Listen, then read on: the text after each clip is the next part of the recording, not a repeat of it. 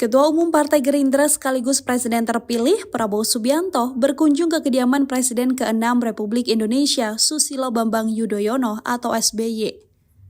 Prabowo Subianto tiba sekira pukul 18:38 waktu Indonesia Barat dengan mobil putih yang terparkir di Puri Cikeas, Jawa Barat.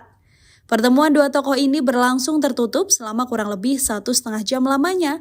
Selain makan bersama, Prabowo Subianto dan SBY juga bercengkrama dan saling melempar candaan terkait lukisan yang digemari oleh SBY. Sekira pukul 20 waktu Indonesia Barat, Prabowo pun keluar dari pekarangan rumah SBY di Cikeas. Saat ditanya maksud kedatangannya oleh awak media, Prabowo Subianto menegaskan bahwa dirinya berkunjung untuk Lebaran. Selain itu, Prabowo juga datang lantaran sowan pada seniornya tersebut. Ditanya perihal pertemuannya dengan SBY malam ini, Prabowo juga enggan menjawab banyak. Begitu pula kala ditanya mengenai ada tidaknya pembahasan politik dengan SBY. Download Tribun X sekarang, menghadirkan lokal menjadi Indonesia.